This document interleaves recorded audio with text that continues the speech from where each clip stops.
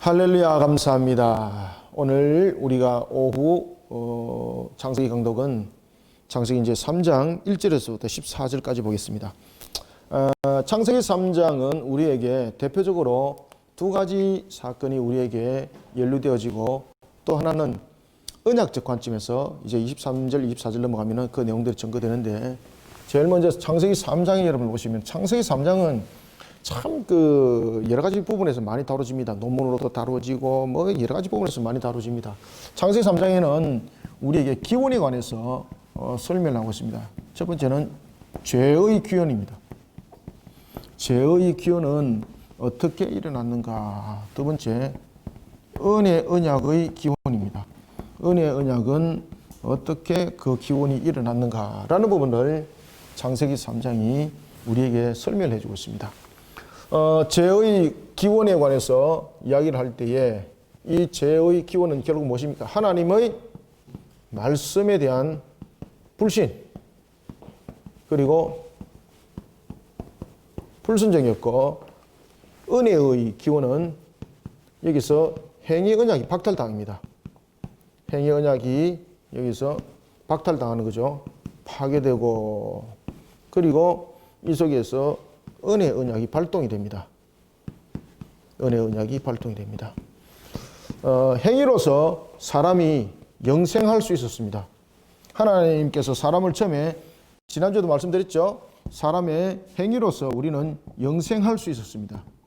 하나님께서 영생할 수 있도록 창조했습니다.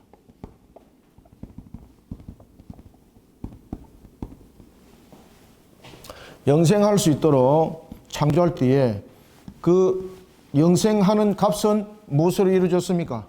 영생할 수 있는 그 값은 그 행위로 나타났습니다. 행위로. 그래서 행위 언약이라고 말하는 겁니다. 그의 행위가 어떻게 하는 겁니까? 하나님의 말씀을 지킴으로. 하나님의 말씀을 지킴으로 이 행위 언약 속에서 우리가 영생할 수 있는 모습들이 만들어지는 겁니다. 그런 부분들이 이제 창세기 2장 17절에서 나타나죠. 선악을 알게 하는 실과를 먹게 되면은, 나무 실과를 먹게 되면은 어떻게 된다? 반드시 죽는다라는 것이죠. 반드시 죽는다라는 부분에서 행위가 담겨져 있었습니다. 그리고 이 행위 언약 속에는 자유의지가 인격적으로 작용을 한다 그랬죠. 그죠? 자유의지가 인격적으로 작용을 하고, 이 자유의지가 인격적 속에 담겨 있는 것은 무엇이었습니까? 하나님의 형상이었죠. 하나님 형상. 인격 자체가 하나님 형상으로 구성되어 있었죠. 하나님의 형상. 하나님의 형상으로 구성되어져 있었고, 그리고 이 하나님의 형상 속에는 무엇이 있었습니까? 속성이 그 형상으로 이루어지고 있었다라는 것이죠. 그죠? 그때 이 속성은 어떤 속성이었죠?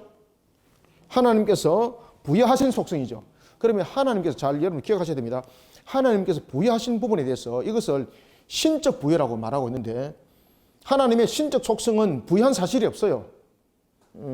그래서 이 부분들은 비공유적으로 우리가 함께 할 수 있는 속성이었어요. 이 비공유적 부분은, 이것은 피조물에게도 함께 그 속에 하나님과 교통할 수 있는 속성이에요. 공유적 속성. 예, 비공유적 속성 이제 이야기하려고 그러다. 이 비공유적 속성은 이게 유한성을 가지고 있는 피조물 속에는 존재할 수가 없어요. 이것은 비공유적 속성은 신적 속성 속에서 신으로서만 가질 수 있는 그러한 무한성 속에서 이 모든 것들은 이루어져요. 그렇기 때문에 유한성을 가진 이 피조물에게는 이런 속성을 담을 수가 없습니다. 그래서 하나님 형상이 공유적 속성을 통해서 인격을 형성하게 될 때에 이 인격이 자유의지가 되는 겁니다. 그죠? 이 인격이 자유의지 속에 주어질 때에 이 자유의지는 또한 하나의 마음대로라는, 우리가 일반적으로 알고 있는 방종을 의미하는 것이 아니라 여기서 자유의지라는 것은 어떤 의미를 담고 있다고 그랬습니까? 정직의 사역을 담고 있었다. 그죠? 정직의 사역을 담고 있었다. 그래서 이 자유의지가 인격 속에 담겨지는데 그것이 하나님의 공유적 속성 속에서 이루어지게 되었고, 이런 속에 하나님의 공유적 속성 속에서는 한번 이런 것들은 여러분들 반복해서 계속해서 여러분들이 인지하셔야 돼요. 하나님의 공유적 속성 속에서는 사랑의 속성, 그 다음에 지식, 그죠? 정의, 공의, 그 다음에 지혜 빠졌네.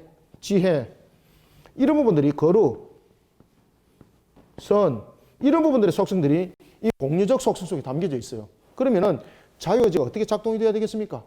이 자유의지 속에서는 이 공유적 속성을 여러분 주목을 해보십시오. 이 공유적 속성 속에서는 뭔가 하면은 이 자유의지가 하나의 하나님을 향하도록 되어 있어요. 그죠? 그러면 자유의지가 하나님을 향하도록 공유적 속성 속에 인격이 구성되어 있다는 이야기죠. 그러면은 하나님을 향하는 측면에서 이 자유의지는 또한 능력이 있어야 되는 거잖아요. 행위 언약적인 측면에서 자유의지가 작동이 되는 거잖아요. 그러면은 이런 하나님의 공유적 속성을 담고 있을 때에 이 자유의지가 인격체에 구성되어 있는 거죠. 이 인격체에 구성되었을 때 그러면 이 자유의지가 행위 언약을 지켜나가는 측면에서 어떤 또한 능력이 있어야 되잖아요. 자유의지만 있으면 안 되잖아요. 능력이 함께 있어야 되잖아요. 그럼 이 자유의지가 뭐가 연결됩니까? 바로 하나님께서 청지기로서 직분을 주었던, 청지기 사역 속에서 직분을 주었던 세 가지 사역이 있었죠. 세 가지 직분이 있었는데 이것과 연결되는 겁니다. 바로 왕이고, 그리고 선지자고, 제사장의 이 직분들. 이것은 뭐 제가 여러 차례 말씀드려서 다시 설명 안 드려도 되겠죠. 그죠? 이것은 다음에 기독론 할 때 한번 하고요. 이런 식으로 전체적으로 구성이 되어 있었어요. 자, 그런데 3장에서는 이런 부분에서 이 세 직분이 청지기로서 사역을 어떻게 하는 겁니까? 청지기로서의 사역을 불충실하게 감당하는 거예요. 그렇죠? 그래서 우리가 이것을 말하여서 우리가 무엇이라고 말하는 겁니까? 자신이 맡겨진 사역에 대해서 그 사역을 게을리하는 그런 측면의 내용들이 전개되는 거죠. 이 제외 기원이 이제 여기서 일어나는 겁니다. 이 제외의 기원은 청지기로서 하나님의 말씀을 불신하고 불순종하게 되는 겁니다. 말씀을 지키는 측면에서 청지기의 그 역할들을 감당하지 못하는 겁니다. 그러면서 하나님 말씀의 행위언약적인 측면에서 불순종하게 됐고, 그럼으로 인해서 타락이 형성되고, 이 타락이 결국 어떻게 되는 겁니까? 세 가지 직분에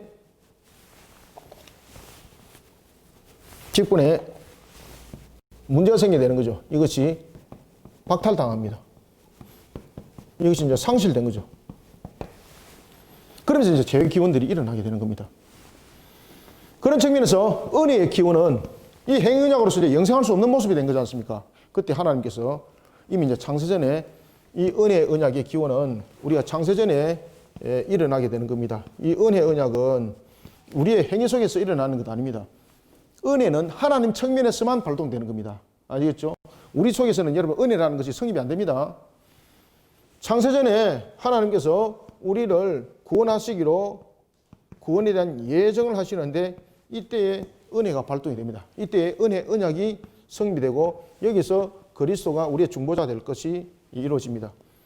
그리고 이제 그리스도라는 그 직분도 마찬가지로 이 세 가지 직분에 문제가 생기기 때문에 우리의 구원자가 그리스도로 오셔야 되는 거예요.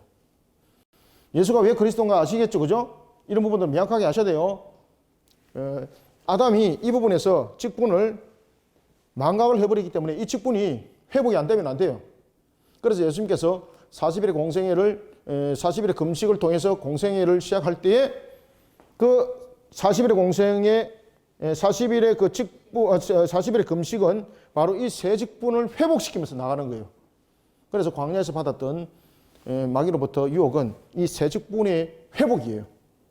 그래서 암브로시우스 같은 경우는 그 당시에 예수님이 그 성자 하나님이 그 세 직분을 회복시키기 위해서 덫을 놓았다. 쉽게 말하면 마귀에게 떡밥을 놓았다는 거죠. 그런 마귀를 유혹을 하고 이런 것 아닙니다. 이런 부분들은 매우 이제 신학적으로 우리가 조심스럽게 접근해야 될 부분들인데 그것은 제가 다음에 보다 더 좀 그 기독론적인 측면에서 상세하게 말씀드릴 때 이야기를 하고요. 이것은 제가 5번째가 6번째 논문에 이것도 또 별도로 책에다 써놓은 것이 있습니다.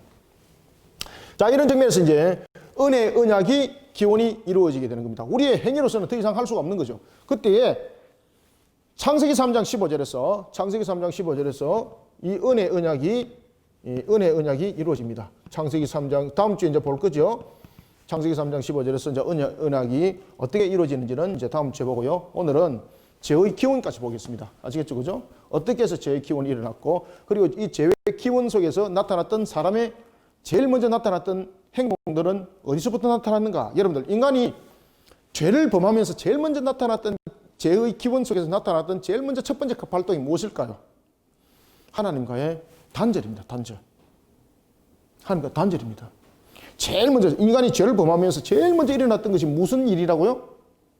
하나님과 교통적인 측면에서 단절이에요. 아시겠죠? 그죠?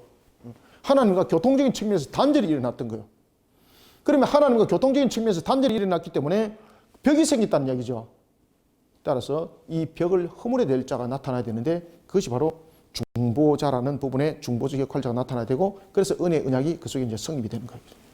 자, 이런 속에 우리가 오늘 창세기 3장 1절에서부터 14절까지의 내용을 보면서 죄의 기원은 어떻게 발동이 되었고, 그리고 이 죄의 기원 속에서 나타나고 있는 상황적 정제적인 측면에서 어떤 일들이 벌어졌는가를 우리가 오늘 본문을 읽으면서 제가 이제 좀 상세하게 말씀드리겠습니다. 이 부분들은 이해를 하시겠죠, 그죠?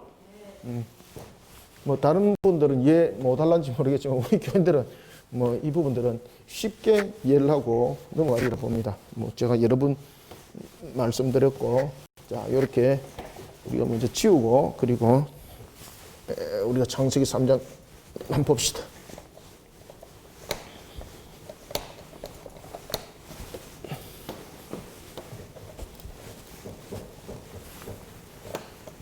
자, 그러면 우리가 3장 1절에서부터 4절까지 한번 읽어봅시다. 시작.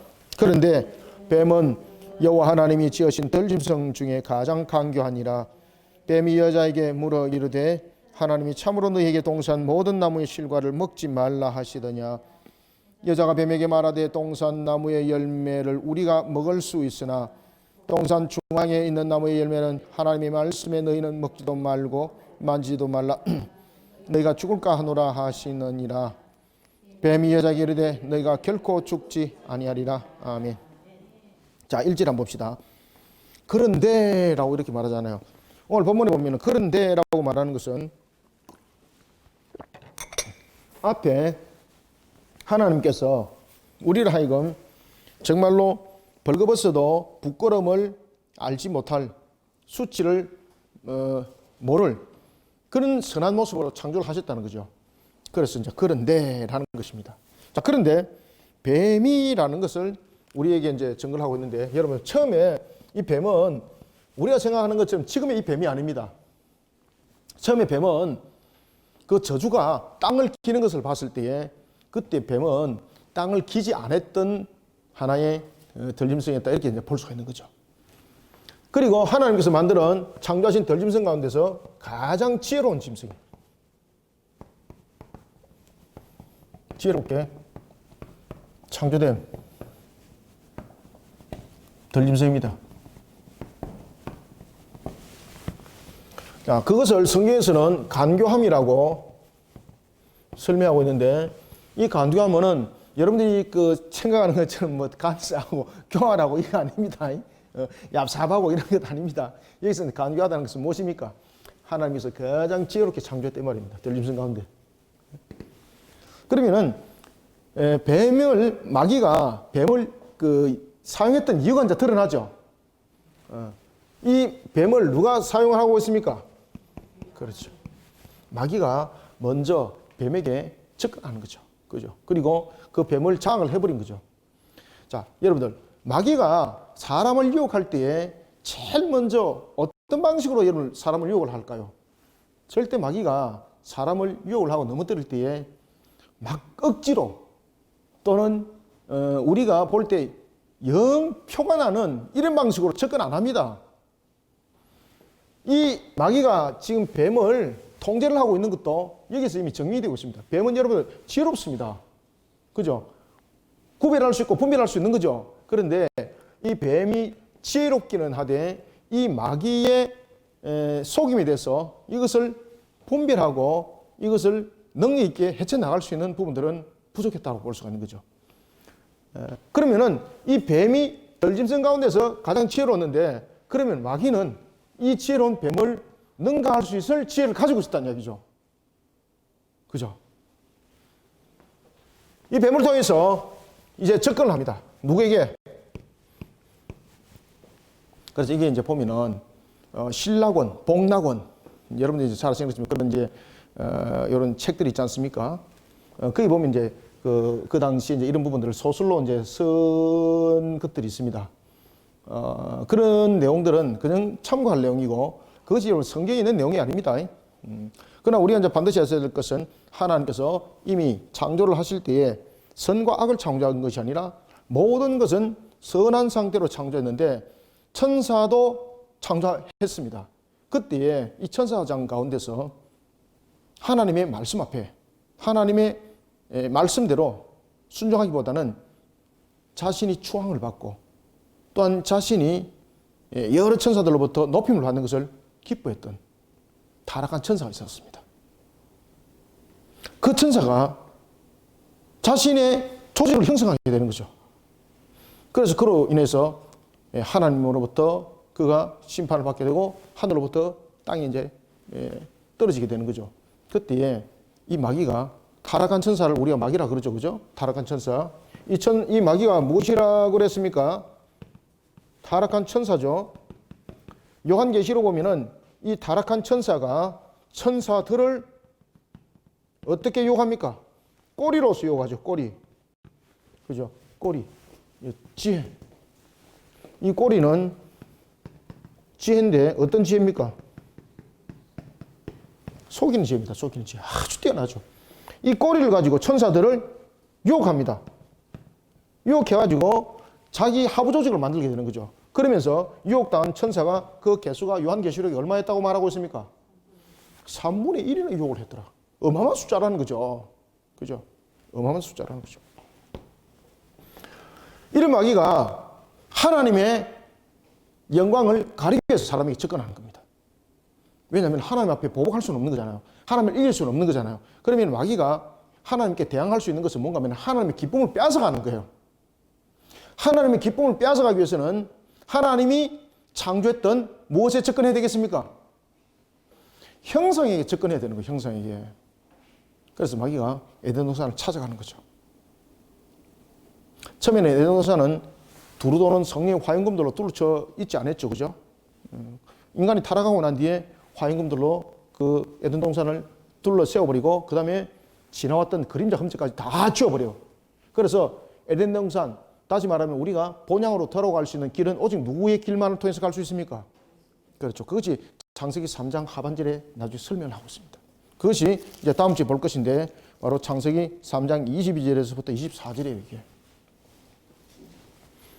자, 이렇게 이제 타락한 천사가 하나님께 보복을 하는 거죠. 그때에 그가 하나님께 접근하는 것은 뭔가 하면은 하나님의 영광을 빼앗아가는 거예요. 그 하나님의 영광을 빼앗아가는 것은 하나님의 기쁨을 빼앗아가는 거예요. 하나님의 기쁨을. 그래서 그가 접근했던 것이 바로 뭔가 하면은 하나님의 형상이에요. 하나님의 형상. 하나님의 형상인 사람에게 접근을 하게 된 거죠. 그러면서 그가 사람에게 접근했을 때에 이 지혜를 가지고 또 속이는 거예요. 하나님의 말씀에 대해서 알겠죠. 창세기 2장 17절에서 하나님께서 에덴 동산에서 세운 그 법도와 규례에 대해서 그도 알고 있었죠. 그죠? 그거 가지고 접근하는 거예요. 하나님의 형상을 접근하여서 하나님의 기쁨을 빼앗기 위해서 이 마귀가 무엇으로 접근합니까? 하나님의 말씀으로 접근해요. 여러분들 이단들이 접근할 때 무엇으로 접근합니까? 똑같습니다. 아시겠습니까? 그 말씀을 어떻게 풀더라? 가감하여서 풀더라. 그래서 여기서 이제 인간의 죄가 나타나는 겁니다. 여기서 불신과 불순종이 나타나는 겁니다. 자, 3장 1절 보십시오. 그런데 뱀은 여호와 하나님께서 지으신 들짐승 가운데서 가장 간교하더라. 간교가 무엇이라 그랬습니까? 그렇죠. 이렇게 창조했더라. 그런데 이런 뱀을 마귀가 장악을 해버린 거죠. 어떻게? 하나님의 형상에게 접근하기 위해서 접근하는 도구로 이 뱀을 사용하는 거죠. 왜냐하면 자신이 바로 나타나서 이야기를 하다든지 이렇게 하게 되면은 그 당시에 아담의 분별력과 그 하와의 분별력은, 여자의 분별력은 지금 우리와 달라요. 대부분의 분별을 할 수 있는 거죠. 그런데 그 당시에 뱀과 접근했다는 것은 이 당시에 뱀이 아담과 하와와 함께 굉장히 친분적인 관계가 형성되어 있었을 것이다, 이렇게 볼 수 있는 거예요. 지금 이해되죠? 여러분, 마귀가 유혹할 때에, 이단들이 유혹할 때에 전혀 뜬금없는 사람 툭 나타나갖고 이야기하면 그 넘어갑니까? 안 넘어가죠. 그래서 이단들이 보면 대체로 접근할 때에 근접하여서 사귀는 접근을 먼저 하죠. 그죠? 사귀고 넘어뜨리고. 이 단계 똑같습니다, 여러분들요. 예. 뱀을 왜 유혹했을까요? 뱀을 왜 장을 했을까요? 아담과 하와에게 가장 쉽게 접근할 수 있는 방법이었어요. 이 방법이. 의심하지 않고. 왜냐하면 뱀도 지혜로운 돌림성이었거든요. 자, 이런 상태에서 접근합니다. 뱀이 여자에게 묻습니다. 뭐라고 묻습니까? 하나님이 참으로 너희들에게 동산 모든 나무의 실과를 먹지 말라 하시더냐. 자, 여러분들. 자, 이제 봅시다. 죄의 시발점은 어디서부터 시작됐는가? 마귀가 우리를 유혹할 때 제일 먼저 어떻게 유혹하는가? 인간의 죄는 어떻게 제일 먼저 시작됐는가? 첫 번째, 하나님의 말씀에 대한 의심으로 시작됐습니다. 첫 번째, 하나님의 말씀에 대한 의심.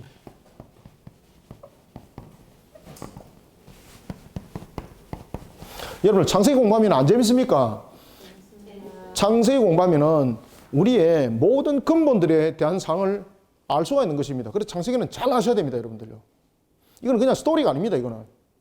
사느냐 죽느냐 문제입니다, 이 문제 속에서. 너희 동산에 이렇게 말합니다. 참으로 너희에게 동산 모든 나무의 열매를 먹지 말라 하더냐. 뱀이 지혜 있는 자죠. 그러니까 지혜로 여인에게 분명히 질문했죠. 그러면 이 여인은 뱀의 그 지혜에 걸맞게 답하는 거죠, 그죠? 이런 아마 질문과 그리고 또한 대답에 대한 이런 커뮤니케이션들이 이 뱀과 여자 그리고 아담 속에서 일종의 성립이 되어 있었다고 보는 겁니다. 평소 때도 그렇게 했다는 거죠. 그죠? 평소 때도 그렇게 해왔다는 거죠. 그러니까 평소 접근 방법으로 지금 해온 거죠, 지금. 그때 유달리 뱀의 사탄에게 조종이 당했던 뱀이 뭐라고 제일 먼저 접근합니까? 하나님의 말씀에 대해서 의심하도록 접근하는데 뭐라고 말하는 거면 하나님이 동산의 모든 나무의 실과를 먹지 말라고 하시더냐, 딱 이렇게 하는 거. 그 여자 보면은 들으면은 좀 존심 상하는 거지 않습니까? 이 뻔하게 아는 것인데, 그래서 자신이 이제 이 질문에 대해서 그냥 정확하게, 그리고 이 부분들을 자신의 어떤 판단 속에서 말하는 것이 아니라 하나님께서 말씀하신 대로 그대로 말씀하시면 되는 거잖아요. 창세기 2장 7절 말씀 그대로 하면 되는 거잖아요. 그 말씀을 그대로 믿어 준행하는 속에서 나를 세우면 되는 거잖아요. 그런데 그렇게 말을 안 해요. 그래서 우리의 자유의지와 우리의 인격이, 우리의 지정의의 모든 부분들이 하나님의 속성과의 교통적인 측면에서 우리의 인격들이 바르게 세워나가게 하시는 우리의 모습은 항상 청지기적 개념을 담아야 되고, 그 청지기적인 개념은 주인이 명한 바에 순종하고 충성하는 거예요. 그런데 이 여자가 뭐라고 말하는가 하면 2절, 여자가 뱀에게 이렇게 말합니다. 동산 나무의 열매를 우리가 먹을 수 있으나, 여기서 우리는 지금 여러분 보시면은 어떤 분들이 이런 이야기를 하더라고요.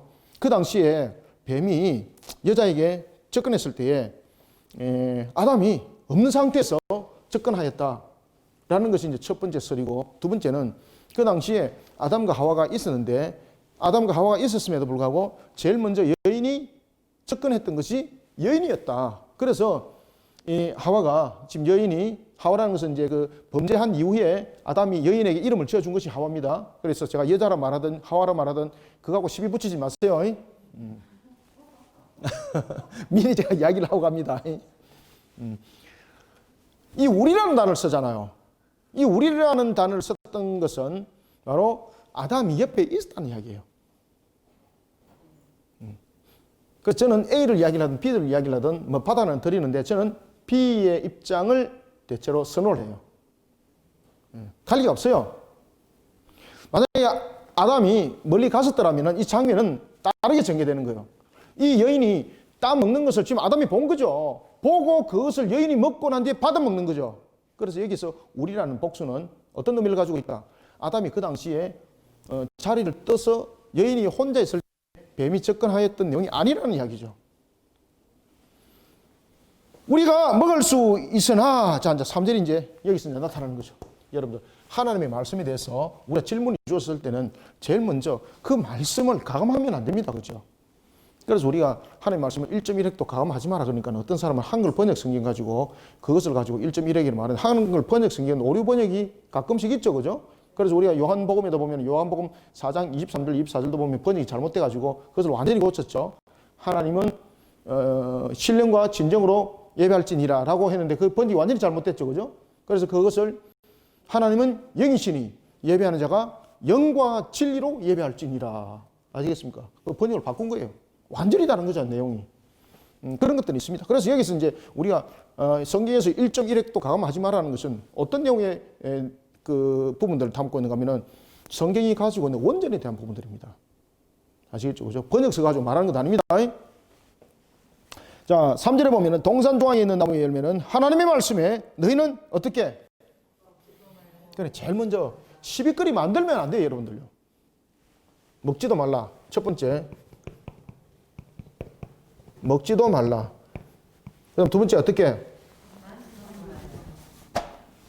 먹을 수 있다는 거죠. 그죠? 먹을 수 있는 가능성. 먹으면 안 돼. 이거잖아요. 먹지도 말라. 그 다음에 만지지도 말라. 이러면은 어떻게 된다고 말하고 있습니까? 너희가 죽을까 하노라. 반드시 죽는다 그랬는데 죽을까 하노라. 그죠? 말은 멋있어졌잖아. 그죠? 죽을까 하노라. 여기서 이제 가감이 일어났죠. 그죠? 먹지 말라 그랬는데 먹지도 말라. 이것은 만지지도 말라는 것은 무엇입니까? 추가 내용이죠. 자기 해석이죠. 얼마나 말씀에 충실합니까? 자기 해석이었잖아요. 죽을까 하노라. 이건 뭡니까? 가능성. 하나님은 가능성이 아니었죠. 반드시라 그랬죠. 여기서 마귀가 야 요거 이제 내가 뿌리놓은 덫에 걸렸구나. 탈칵 잡은 거예요. 그래서 우리는 말씀에 관해서 이야기할 때는 항상 말씀을 반증할 때에 철학이 앞서는 것이 아니라 지식이 앞서는 것이 아니라 말씀의 그 본문이 정답이 돼야 되는 거예요. 그 여기서 이제 넘어져 버린 거예요. 여기서 마귀가 캐치를 딱 해버린 거예요. 아, 요거 넘어뜨릴 수 있겠구나. 요거 가능성이 있구나. 봤습니까? 안 봤습니까? 가능성을 본 거예요. 지혜로 접근하니까 지혜로 대답합니다. 그런데 지혜로 대답할 때 하나님의 말씀에 의한 청기적 개념으로 대답한 것이 아니라 자기 자유, 의지적 경향적인 측면에서 지금 해석에 들어왔더라. 그죠? 그래서 가능성 속에서 딸깍 잡은 겁니다. 죽을까 하노라. 여기 이제 핵심이 딱 된 거예요. 가능성. 안 죽을 수도 있다는 거죠. 죽을까 하노라는 것은. 죽을 수도 있고 안 죽을 수도 있는데 먹으면 죽을 가능성이 높다는 거죠. 그래서 죽을까 하노라. 마귀가 딸깍 잡은 거죠. 그래서 이제 마귀가 두 번째 단계로 접근합니다. 두 번째 단계는 바로 뭔가 하면은 이제는 말씀을 어떻게 하도록 만듭니까? 불신하도록 만들어요. 하나님의 말씀을 불신하도록.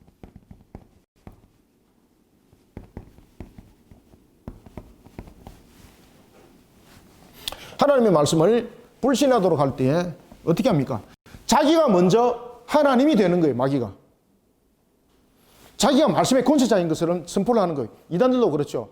자기들이 말씀의 권세자인 것처럼 설명하죠. 똑같아요, 여러분들요. 4절 뱀이 여자에게 이렇게 말합니다. 너희가 결코 죽지 아니하리라. 야, 이게 여러분 하나님 아닙니까? 마귀가 하나님을 자신이 하나님을 대신하죠.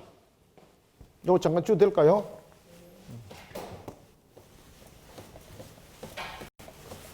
안 죽는다는 거죠. 하나님이 반드시 죽는다 그랬는데 안 죽는다는 거예요.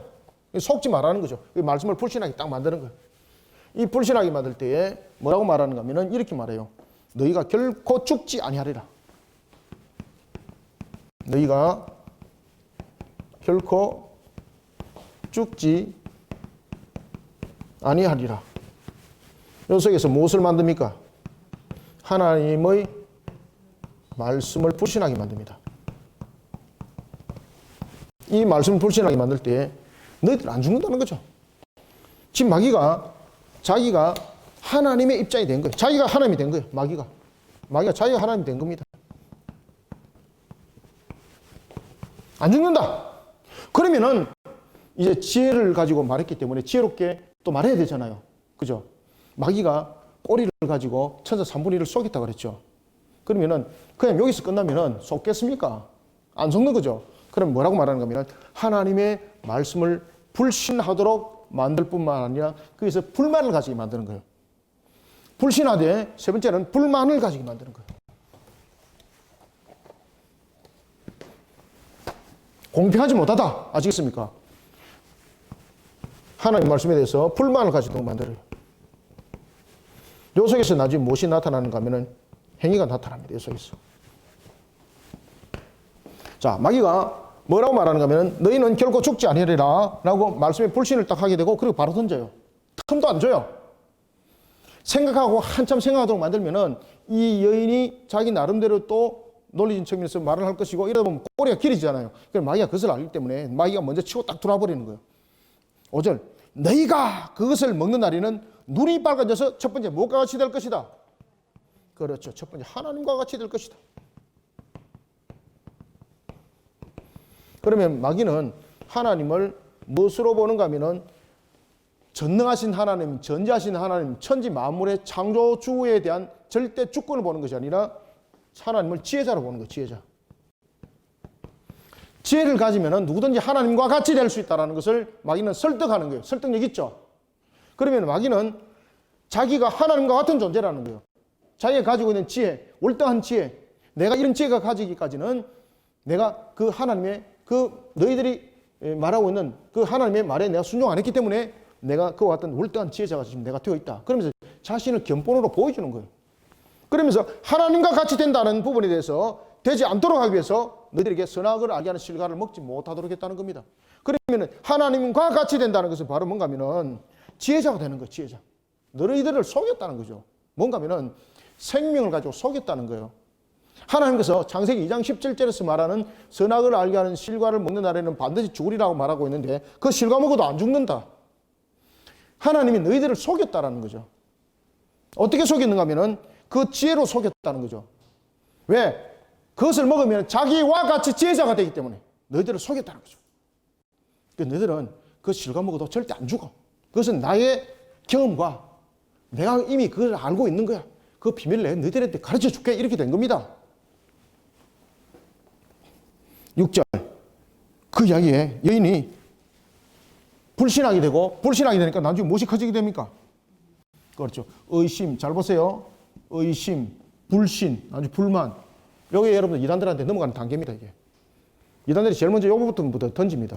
그 다음에 교회를 불신하게 만들고 말씀을 불신하게 만들고 불만하게 만들고 그 다음에 행위를 나타나게 만듭니다. 이 단계 똑같습니다. 이거. 그것이 무슨 술수더라? 마귀의 공격 방법입니다. 그것을 이단들이 그대로 쓰는 겁니다. 그래 이단들의 행위만 봐도 마귀의 새끼라는 것이 명확하게 드러나죠. 그죠? 이런 속에 여인이 넘어져 버렸습니다. 하나님과 같이 될 것이다. 여러분 사탄이 4절에서 뭐라고 말했습니까? 사탄이 4절에서 너희들은 결코 죽지 않는다고 말했죠. 그죠? 4절에서 너희들이 결코 죽지 않는다라고 말하면서 또한 6절에서 6절에 보십시오. 5절에도 보면은 너희가 그것을 먹는 날에는 너희 눈이 밝아져 하나님과 같이 되어 선악을 알 줄 하나님이 아심이라. 그죠? 그 거짓말이라는 거죠. 그래서 사탄이 4절에서 이렇게 말했던 이유, 너희가 결코 죽지 아니하리라는 것은 선악을 알게 하는 나무는 생명과 관계가 없다는 겁니다. 하나님이 속였다는 거예요. 너희들이 그것을 먹고 신과 같은 지혜자가 되기를 막았다는 거예요. 그러니까 하나님이 혼자서 몰래 그거 따먹었다는 거죠. 지금 이해되고 있죠? 하나님이 혼자 따먹으려고 너희들 절대 못 먹도록 하기 위해서 그렇게 했다는 거예요. 그러니까 너희들이 그거 따먹으면 너희도 지혜자 돼가지고 하나님과 똑같이 된다? 하나님 말씀에 불신하고 불만을 딱 나타냈습니다. 그러니까 그 불만이 행위로 딱 나타나 버린 거죠. 자, 이제 불만이 나타났습니다. 6절 한번 보세요. 여자가 그 나무를 본적, 그죠? 불만 속에 이제 본 거죠. 본적 무엇이 생겼더라? 그렇죠. 여기서 이제 반응들이 생기는 겁니다. 우리가 하나님께서 우리에게 주신 자유의지, 하나님께서 우리에게 주신 이 모든 성품들, 우리가 기계적이지 않습니다. 우리가 인격적입니다. 인격적이라는 것은 우리에게 담겨진 하나의 능력이 있는데 그 능력은 그냥 단순한 능력이 아니라 그렇게 하려고 노력해야 될 능력입니다. 하나님의 말씀을 우리는 지킬 수 있는 능력이 있습니다. 그냥 가만히 있는다고 하나님의 말씀은 안 지켜집니다. 하나님의 말씀을 지키려고 무엇을 해야 되는 겁니까? 노력을 해야 되는 거예요. 노력을 해야 되는 거예요. 그죠? 하나님의 말씀을 지켜나가도록. 그런데 이 여인의 모습들을 통해서 우리에게 증거되어지고 있는 것은 바로 뭔가 하면은 인간에 주어진 이 자유의지가 하나님의 말씀에 순종하는 청지기로서의 모습이 아니라 자신을 돌아보게 되고 하나님을 의심하게 되니까 이 자유의지가 타락하는 속에 빠져버리는 거예요. 자, 그 속에서 이제 나타났던 첫 번째, 먹음직도 하더라. 본적. 그죠? 첫 번째, 본적. 본적은 어떤 상태에서 본적입니까? 불만 상태에서 이제 본적이죠. 행위가 나타났죠. 이 불만 상태에서 보니까 이 본적이라니까 말 그대로 어떻게 보였습니까? 먹음직하더라. 이 먹음직이라는 걸 통해서 이제 탐욕을 바라보게 되었고, 이런 속에서 욕망들이 앞서게 되었고, 그리고 야, 내가 하나님과 같은 지혜자가 되겠구나라는 이 부분들이 성립이 되어버린 거죠. 의심, 불신, 불만, 행위, 결론, 이렇게 못을 박는 겁니다. 먹음직도 하고 보암직도 하였더라. 이런 보암직은 무엇입니까? 보기에도 이제 호감이 갔더라. 단계가 그렇게 되는 겁니다. 보기에도 호감이 가더라. 처음에는 그렇게 안 봤죠. 처음에는 그렇게 안 보였죠. 그죠? 이렇게 되더라. 본적, 먹음직도 하고 보암직도 하고, 두 번째 어떻게 할 만큼 탐스럽더라. 그렇죠. 지혜롭게 할 것이다. 지혜롭게 할 것이 믿어지더라는 겁니다. 이렇게 허무맹랑한 성립이 이루어집니다. 본적, 불만 상태에서 봤습니다. 그 행위가 먹음직스럽습니다. 탐욕스럽습니다. 그러니까 이것이 지혜롭게, 야, 맞다. 이거 먹으면은 누가 같이 된다? 그렇죠. 하나님과 같이 된다. 하나님과 같이 된다. 그렇게 믿고 마귀의 그 지시하는 대로 그 행위가 따라갔더라는 것입니다. 지혜롭게 할 만큼 탐스럽고 담스럽기도 한 나무인지라 여자가 그 열매를 어떻게 했더라?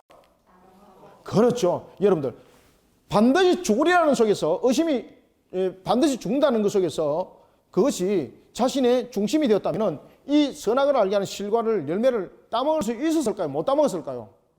못 따먹습니다. 그러면 여러분 잘 보십시오. 지금 우리가 본문 속에서는 마귀가 이제 이렇게 접근했지만은 마귀가 그렇게 말을 탁 던지고 그냥 가만히 있었겠습니까? 온갖 들을 통해서, 가문의 이슬을 통해서 이 여인의 마음에 맞춰주는 거예요. 그것도 아담을 함께 듣는 거예요. 그때 아담이 이 부분에 대해서 이미 그는 선자, 말씀의 권세를 가지고 있는 자잖아요. 분별력을 가지고 있잖아요. 그 다음에 왕권을 가지고 있잖아요. 아담도 지금 함께 듣고 있어요. 그러면 이 마귀에 대해서 분명히 통제를 가해야 되는 거예요.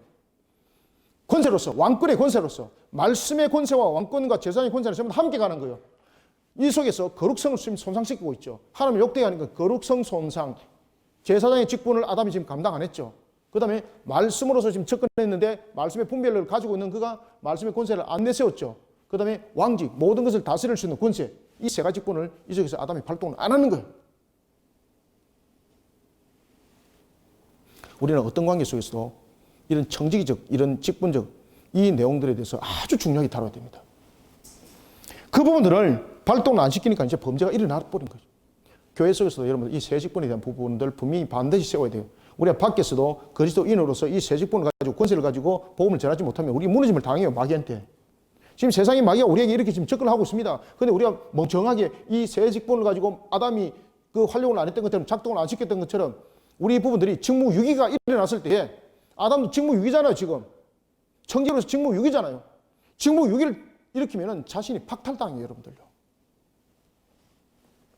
범죄가 일어났던 거죠. 그래서 여러분들요, 저도 마찬가지고 여러분들도 마찬가지고 모두 남녀 다 마찬가지입니다. 이 마음속에 일어나는 이 유혹들, 이 마음속에 일어나는 이 정욕들, 이런 부분들 세 가지 직분으로서 여러분들 그것을 분명히 다스리지 못하면요, 잡아먹힙니다, 여러분들. 다 잡아먹혀요. 알겠죠? 그죠? 다 잡아먹힌다니까. 영적 음란에 잡혀먹히고 육적 음란에 잡혀먹히고 다 잡혀먹힌다니까, 여러분들요. 그렇게 권세를 안 세우니까 딱 보십시오.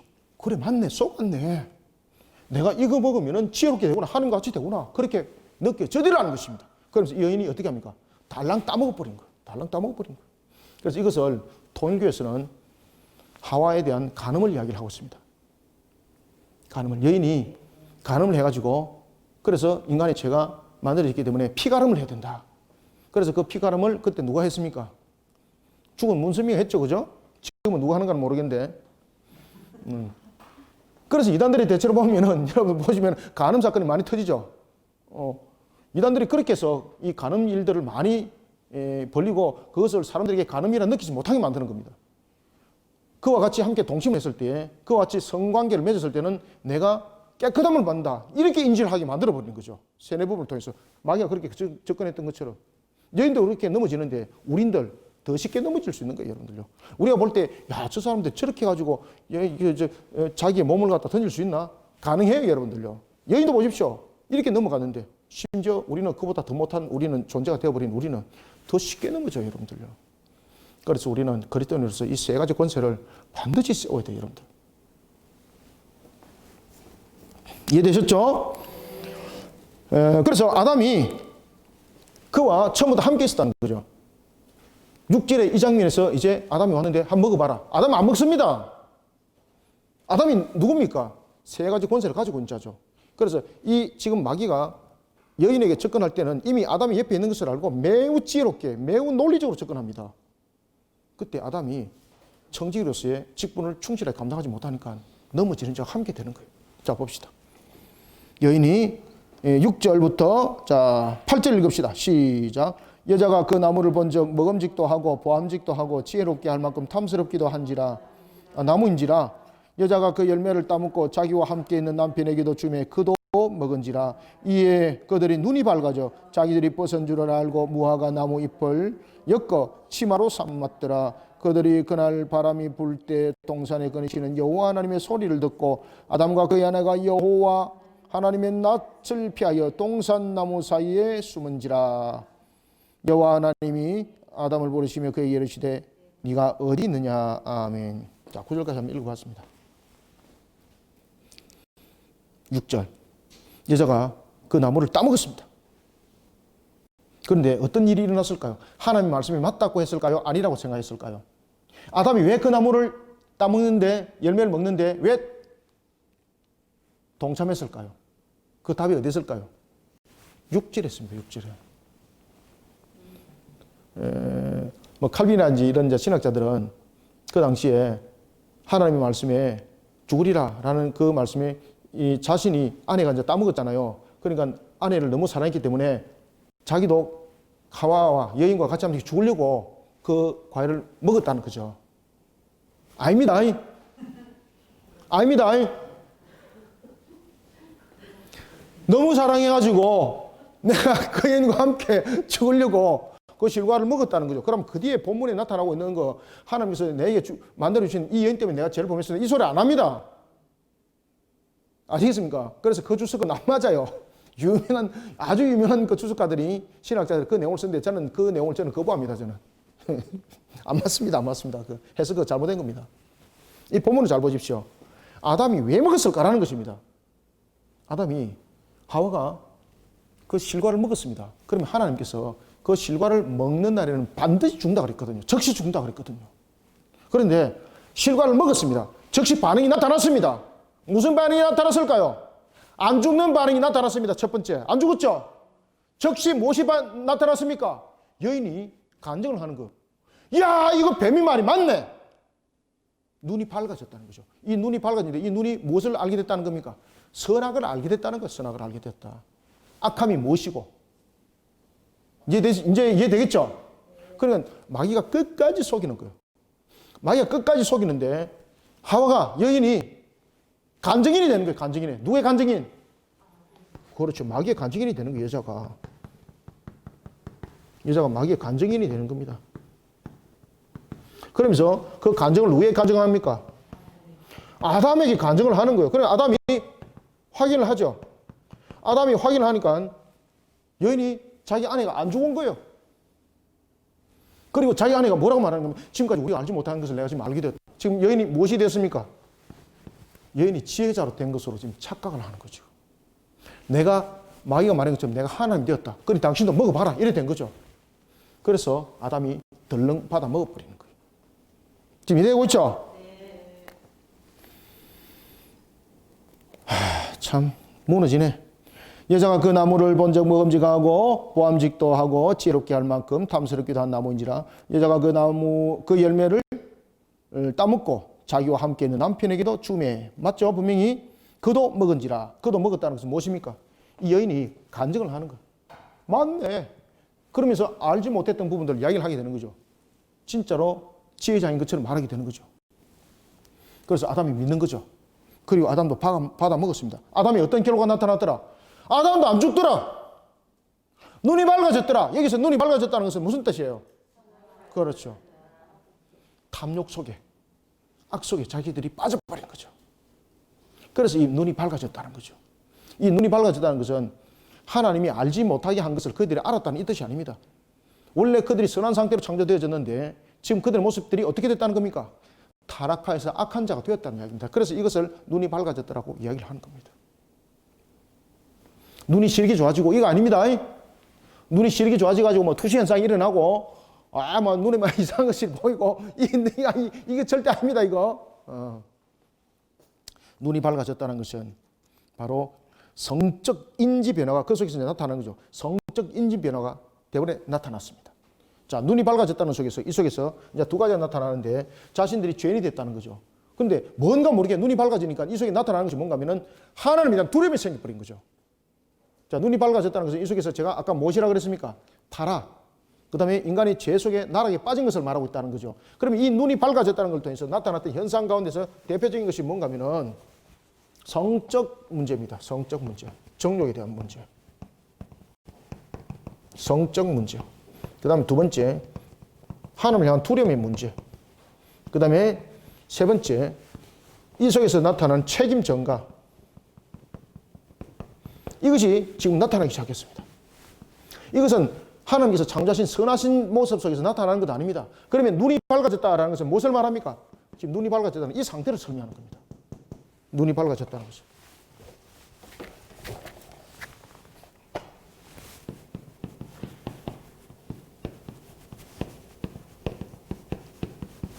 눈이 밝아졌다는 것은 이 상태를 설명합니다. 그 성경에 설명하는 거 잘 보십시오. 눈이 밝아졌는데 어떤 모습이 되는가 하면은 7절 눈이 밝아져 이제 이에 그들의 눈이 밝아져 자기의 벗은 줄을 알고 무화과 나무 잎을 엮어 치마로 삼더라. 성적 변화가 일어난 거죠. 인식에 대한 변화. 인식에 대한 변화가 바로 성에 대한 남성과 여성에 대한 성이 이제는 하나의 정욕의 문제로 등장하기 시작했습니다. 그래서 여러분들 우리가 보면은 우리 공동체 사회 속에서 우리가 살아나가는 세상 속에서 성적 범죄가 제일 많이 일어나는 거죠. 그죠? 그죠? 우리가 스스로도 여러분 보시면은 마음으로부터 일어나는 정욕의 문제 이런 부분들도 전부 다 인간의 죄로부터 일어나는 거죠. 제일 먼저 발동되는 겁니다. 그게. 그러면서 하나님과 멀어지는 관계적인 측면 이 부분들을 함께 담고 있는 것이 바로 눈이 밝아졌다라는 것의 정명을 이 속에서 이제 하는 겁니다. 눈이 밝아졌는데 그것이 바로 뭔가 하면 정욕적 문제, 두려움의 문제, 책임 전가 문제 이런 부분들이 죄성이 이 속에서 만들어지더라. 이 눈이 밝아졌다는 것은 무엇이에요? 죄성에 대한 문제예요. 죄성에. 죄성에 대한 문제가 그들의 이성을 지배를 했다는 거예요. 그래서 눈이 밝아졌다라는 거예요.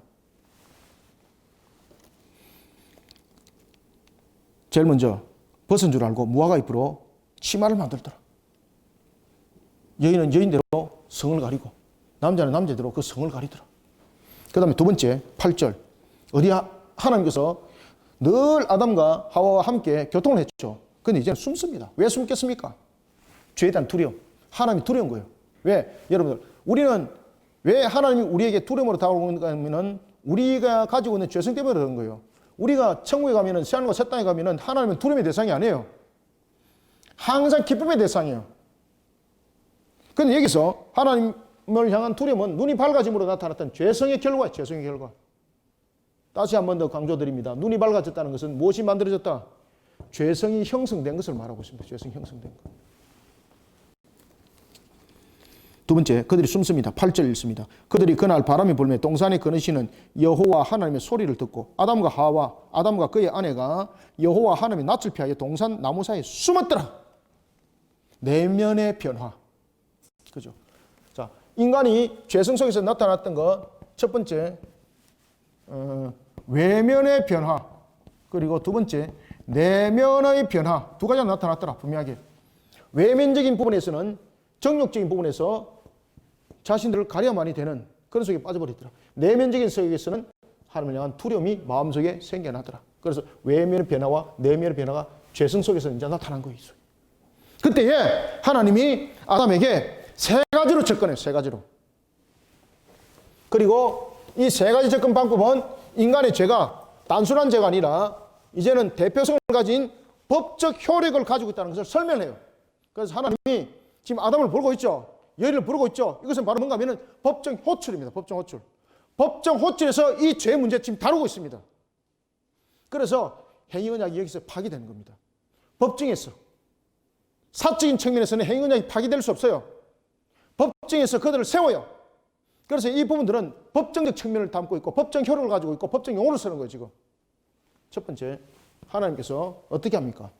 자, 첫 번째, 인간이 죄를 범했습니다. 하나님의 첫 번째 질문이 무엇입니까? 하나님의 첫 번째 질문.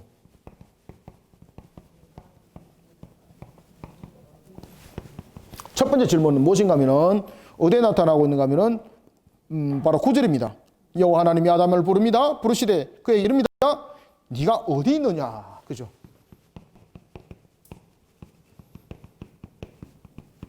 이것은 하나님께서 이것을 법적으로 호출하는 겁니다.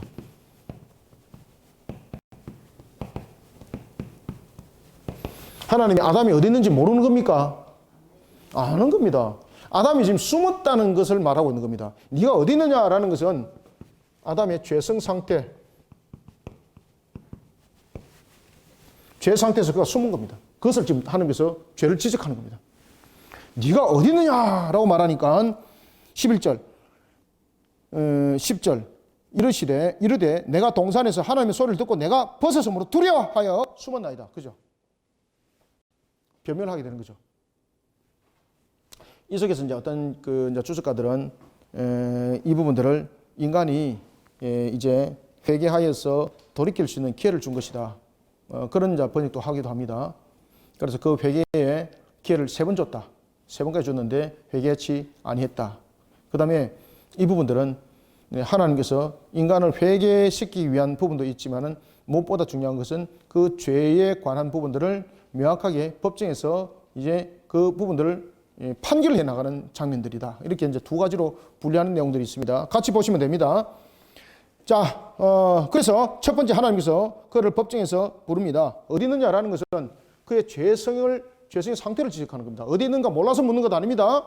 그 다음에 두 번째, 하나님께서 법정에서 이제 호출해서 그의 죄를 하나하나 지금 지적하는 겁니다. 그 죄성에 관해서. 그 다음에 두 번째 질문, 11절에 나타납니다. 이르시되 누가 너를 벗었음을 알게 하였느냐? 그죠? 두 번째는 누가 너를 벗었음을 알게 했느냐?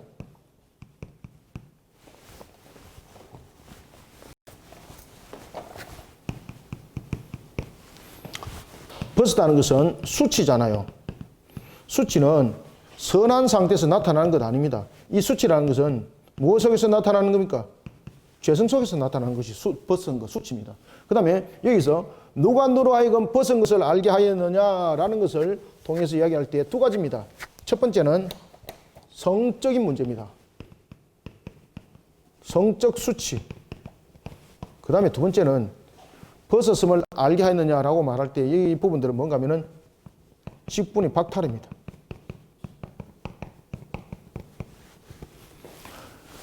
아담이 지금 직분을 박탈당하니까 하나님 앞에 지금 못 나서는 거잖아요. 그죠? 그래서 여기서 벗었다는 것은 두 가지 측면을 다 설명하고 있습니다. 하나는 성적 수치를 나타내도록 벗은 것을 육적으로 알게 하는 것이고, 또 하나는 직분적인 측면에서의 벗은 것은 직분을 벗겨진 겁니다. 직분이 벗겨진 상태에서 그것을 수치를 당하게 했던 이런 상태, 두 가지 상태를 함께 설명하고 있습니다. 그래서 아담의 새 직분이 박탈당한 겁니다. 벗었음을 네게 알렸느냐? 내가 네게 먹지 말라 명한 그 나무를 네가 먹었느냐? 여기서 무엇이 나타납니까? 핑계대죠. 뭐라고 핑계됩니까? 12절. 아담이 이르되 하나님의 하나님이 주셔서 나와 함께 있게 하신 여자, 그가 그 열매를 내게 주므로 내가 먹은다이다. 처음에는 이 여인은 내 뼈 중에 뼈요 살 중에 살이 내놔놓고 이제 죄의 문제를 다루고 있고, 거기다가 책임을 물어보기 시작하니까 인간이 죄를 범하면서 나타났던 것 속에서 무엇입니까? 책임 전가죠. 처음에는 이 여인은 나의 뼈 중에 뼈이고 살 중에 살이다라고 그가 이야기했던 것들, 23절 보십시오. 아담이 이르되 이는 내 뼈 중에 뼈요 살 중에 살이니라, 이렇게 고백했던 그가 여인이라고 말하고 있습니다. 이 여인이라는 걸 통해서 말할 때 무엇이라고 말합니까? 하나님께서 나에게 주신. 그러면은 자신이 범죄가 맞는데 자신이 왜 범죄를 했다는 겁니까? 하나님이 이 여인을 나에게 안 줬으면 내 범죄 안 했습니다. 하나님께서 여인을 나에게 줬기 때문에 이 여인이 나를 유혹해가지고 범죄했습니다. 그러면은 무엇입니까? 책임적인 전가적인 측면에서 누구에게 가는 겁니까? 이것이 여인을 돌아서 가지고 하나님께 가는 거, 하나님께. 지금 내가 범죄한 모든 부분들은 근원이 하나님으로부터 있습니다. 지금 이거죠. 이게 무서운 겁니다. 그래서 여인에게 있습니다. 여인에 의해서 내가 그것을 먹게 되었고 주므로 이런 일들이 일어났습니다. 이제 하나님께서 13절 묻습니다. 여호와 하나님이 여자에게 이르되 네가 어찌하여 이렇게 하였느냐라고 말하니까 여자가 뭐라고 말합니까? 하나님, 내가 잘못했습니다. 내가 내 죄를 고백합니다. 이것이 아니고 누가 만드는 뱀입니까? 뱀이, 이제 여인은 뱀이 나에게 이렇게 접근해서 이 문제점이 일어났습니다. 그럼 뱀은 누가 창조했습니까? 그렇죠. 이 모든 근원은 아담도 그렇고 그의 아내도 그렇고 이 모든 책임이 돼서 책임 전가를 누구에게 돌립니까? 하나님께 돌리는 겁니다. 하나님께 돌리는 겁니다. 이것이 우리의 모습입니다. 이제 하나님께서는 법정에서 세 번째까지 모든 것을 다 간추렸습니다. 첫 번째 질문은 말 그대로 이 죄에 빠진 결과를 우리에게 말한다면은, 두 번째 질문은 성적 수치와 직분의 박탈이죠. 여기서 직분의 박탈, 벗은 것은 바로 다스리는 자로서의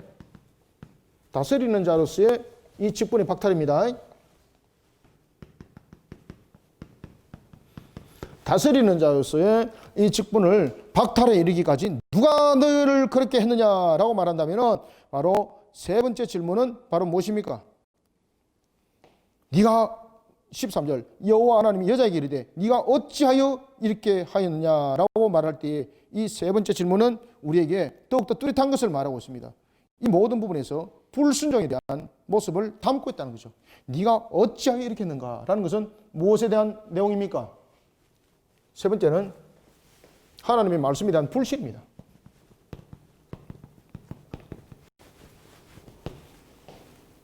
어찌하여 네가 내 말을 이렇게 불신하였느냐라고 말하니까 뱀이 나를 유혹하여서 불신하게 했습니다. 그런데 하나님께서 뱀에게는 질문하지 않습니다. 왜 질문하지 않을까요? 자, 어떻게 보면은 잘 보십시오. 어떤 측면에서 보면은 마귀는 억울해요. 마귀가 죄를 범한 것도 아니잖아요. 마귀가 자유의지 속에 의견을 제시할 뿐이에요. 그 판단은 누구의 결론이었습니까? 여자와 아담의 결론이었어요. 그렇다고 해서 뱀이 이 과일을 따가지고, 실과를 따가지고 그들의 입에 먹인 사실 있나요? 그들의 손을 잡고 가지고 이 나무 올라가는데 올라타주고 홍말해주고 뭐 따가지고 던져주고 이런 사실 있나요? 전혀 그런 사실 없어요. 그러면 어떤 측면에서 보면은 동기는 유발했으되 죄는 안 지은 거잖아요. 그런데 하나님은 죄의 근원을 누구로부터 봅니까? 마귀로부터 보는 거예요. 마귀가. 인간의 죄는, 인간의 탐욕은, 인간의 타락은, 죄가 인간 세계로 들어올 수 있도록 아담은 길을 열어준 거예요. 그래서 그 대표성으로 인해서 모든 인간들이 죄성 속에서 태어나는 거예요. 그래서 아무리 선한 아이도 태어날 때 보면은, 아이 딱 보면은 악한 본성을 가지고 태어나구나라는 것을 잘 알 수 있어요. 아이들이 자라면서 여러분 떼장 부리고 막 그 다음에 먹을 거 보면은 막 탐욕 속에, 그죠? 내 거 내놔라 그러고 손에 쥐면은 막 안 놓고 뭐 그런 부분들이 우리들의 이 본성 속에서 나타나는 거예요. 본성 속에서.